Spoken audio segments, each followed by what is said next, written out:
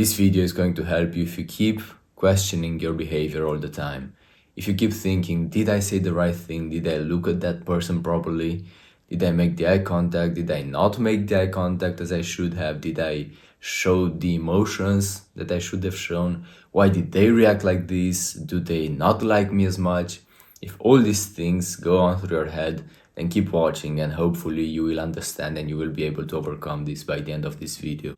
According to the principle of Adlerium psychology, we have an ideal self. So during the childhood, when you're a kid, you are born amongst giants. These people, all of these people around you are huge, right? And they are very capable. You are helpless. You can't do anything. You need to be looked after. These people need to provide for you and you are just a burden for them. And automatically your brain, that's not even that developed yet, but your brain generates the inferiority feeling, which is a feeling that's completely natural to humans.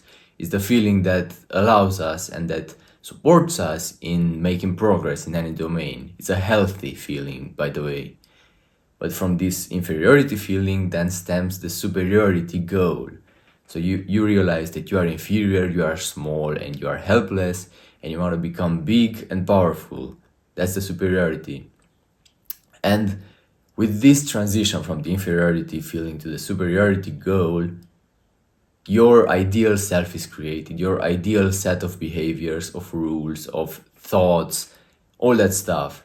And you keep this goal in mind, you keep this ideal self in mind all the time. You keep comparing your decisions, your output, your way of being with that ideal all the time. But this ideal is so good, this ideal is such a superhuman that it can never be fulfilled. And if you make the progress from the inferiority point where you were to a superiority point where you desired to be back then this superiority point will become an inferiority point and you will always want to make more progress and more progress and more progress. Because that's how humans operate, it's as simple as that. And the thing is that that's why this inner monologue occurs, because you want to be in accordance with this ideal self. But the issue here is that the ideal self that you now have, that we all have, is most likely on autopilot. It was just something generated in childhood and iterated through the years to become this ideal self that's untouchable right now. You can't fulfill that goal. So if the issue is that your ideal self is on autopilot, then what we need to do is make a conscious choice and create a conscious ideal self and start using our neocortex, not our instincts, in order to reach that point, that desired goal, and in order to set a proper goal and an achievable goal. When you set a goal, that goal needs to be reasonably unreasonable. If the goal is too easy, you will achieve it instantly and you will wonder, what am I doing now? What's the point of life now? If the goal is too hard, then you will become overwhelmed by it and you won't want to achieve it anymore.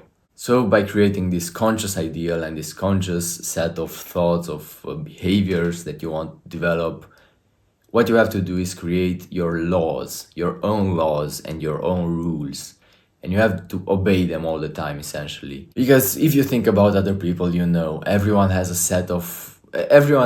certain personality, right? Everyone behaves in a certain way. Everyone, you can kind of assess a label to everyone, right?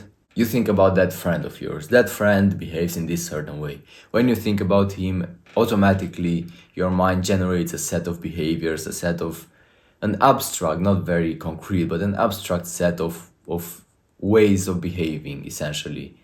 And that's how he is. That's who he is. You probably don't even have that. You probably keep iterating your ideal self and changing it and changing your behavior in accordance to maybe what TV show you're watching and the main character that you identify with there. This issue will also be solved by creating a conscious ideal self and creating a set of rules and laws that you obey.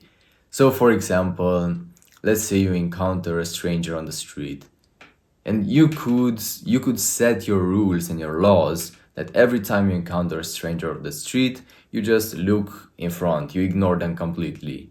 And then you don't have to ask yourself, okay, should I have looked at them or should I have behaved differently? No, you can justify your decisions by that law, right? And it's easy. It just takes the burden off your shoulders. But that law can also be, because that law is set by you. That law can also be, I'm gonna stare at them like a psychopath. And then it might not be the most appropriate one, but hey, it's justified. That's what matters. But that law might also be something like, I'm gonna slightly make eye contact with them and then I'm gonna look forward. And that's okay. That's your law, that's your way of being. But just be grounded, be safe in it, okay? Take ownership. That's what you have to do. Realize that you have to take ownership. Take ownership of your laws, take ownership of your decisions in accordance to those laws.